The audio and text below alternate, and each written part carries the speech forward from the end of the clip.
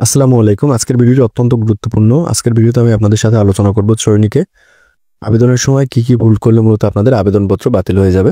তো সম্পূর্ণ ভিডিওটি মনোযোগ সহকারে দেখবেন, তাহলে আশা করি সবকিছু বুঝতে পারবেন। আপনারা যারা আমার মাধ্যমে বাংলাদেশ সেনাবাহিনী সাধারণ ট্রেড এবং টেকনিক্যাল ট্রেডে আবেদন করতে চান, আপনারা চাইলে স্ক্রিন দেওয়া হোয়াটসঅ্যাপ নাম্বার আমার সাথে যোগাযোগ করতে পারেন। টেকনিক্যাল ট্রেডে ড্রাইভিং লাইসেন্স না থাকলেও আবেদন করা যাবে। তো আবেদন করতে চাইলে স্ক্রিন দেওয়া হোয়াটসঅ্যাপ নাম্বার আমার সাথে যোগাযোগ করতে পারেন। তো আপনারা মূলত আবেদন করার সময় যে ভুলগুলো করে থাকেন, এই ভুলগুলো করলে মূলত আপনাদের আবেদন বাতিল হয়ে যাবে। এর ভিতরে প্রথম ভুল হলো জেলা কোড ভুল করা। অর্থাৎ আবেদন করার সময় মূলত জেলা কোডের প্রয়োজন হয়। অর্থাৎ আপনার কোন জেলার বাসিন্দা সেটা প্রমাণের জন্য প্রত্যেকটা জেলার সামনে কিন্তু একটা কোড নাম্বার দেওয়া আছে, কোড নাম্বার দিয়ে মূলত অ্যাপ্লাই করতে হয়।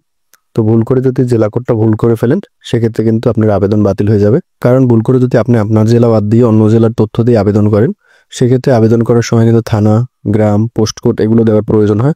তো আপনার কিন্তু অন্য জেলার থানা, গ্রাম, পোস্ট কোডের সাথে কিন্তু আপনার জেলার থানা, গ্রাম, পোস্ট কোড মিল হবে না। সেক্ষেত্রে কিন্তু আপনি আবেদন সাবমিট করতে পারবেন না। যদি আপনি আবেদন সাবমিট করতে না পারেন, সেক্ষেত্রে কিন্তু আপনার আবেদন বাতিল।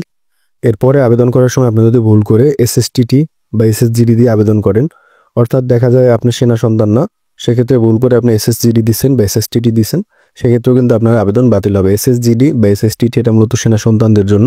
অর্থাৎ যারা সেনা সন্তান তারা মূলত এসএসজিডি এবং এসএসটিটি দিয়ে আবেদন করবে। তো আপনি সাধারণ কোটার প্রার্থী যদি এসএসজিডি বা এসএসটিটি দিয়ে ফেলেন, সেক্ষেত্রেও কিন্তু আপনাদের আবেদন বাতিল হবে। কারণ মূলত আপনারা যখন ফর্মটা পূরণ করবেন, তখন মূলত এসএসজিডি এবং এসএসটিটি অর্থাৎ আপনার বাবা যে সেনাবাহিনীর সদস্য, এই তথ্যগুলো কিন্তু পূরণ করতে হয়। তো আপনি যদি সাধারণ কোটার প্রার্থী হয়ে থাকেন, আপনার বাবা যদি সেনাবাহিনী না হয়ে থাকে, সেক্ষেত্রে কিন্তু আপনি চাইলেও তথ্যগুলো পূরণ করতে পারবেন না। সেক্ষেত্রে কিন্তু আপনার আবেদন বাতিল। এরপরে আছে আপনারা ভুল করানোর সময় বিএনসিসি কোটা দিয়ে আবেদন করে ফেলেন। অর্থাৎ আবেদন করার সময় বিএনসিসি জিডি বা বিএনসিসি টিটি দিয়ে ফেলেন।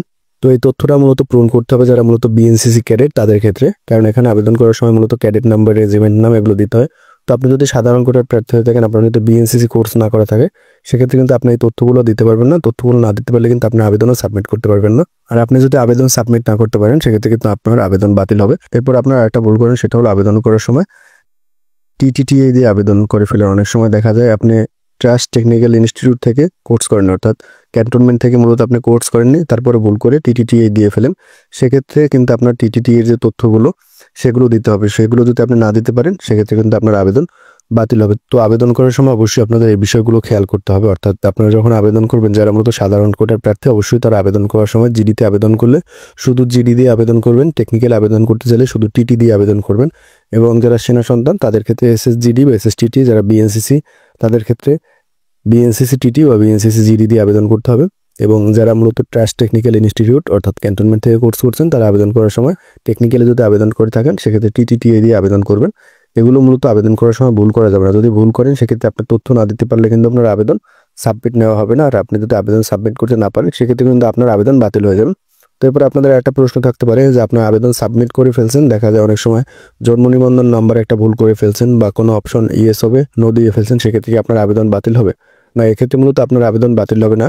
মানে অনিচ্ছাকৃতভাবে আপনি দুই একটা অপশন ভুল করে ফেলছেন, কিন্তু আপনার আবেদনে কিন্তু যে গুরুত্বপূর্ণ তথ্যগুলো, আপনার জেলা, আপনার নাম, আপনার এসএসসি রুল সবকিছু কিন্তু ঠিক আছে, সেক্ষেত্রে কিন্তু আপনার আবেদন বাতিল হবে না। অর্থাৎ যদি আবেদন করার সময় দুইটা নাম্বার ভুল করে ফেলেন, সেক্ষেত্রে কোনোভাবে আপনার আবেদন বাতিল হবে না। আপনি কিন্তু এসএমএস পাবেন। তবে যদি ভুল করে কোনোভাবে আপনার জেলা কোড বা অন্যের তথ্য দিয়ে আবেদন করেন, সেক্ষেত্রে কিন্তু আপনার আবেদন বাতিল হয়ে যাবে। এছাড়া অন্য ছোটখাটো কোনো ভুলের কারণে কিন্তু আপনার আবেদন বাতিল হবে না।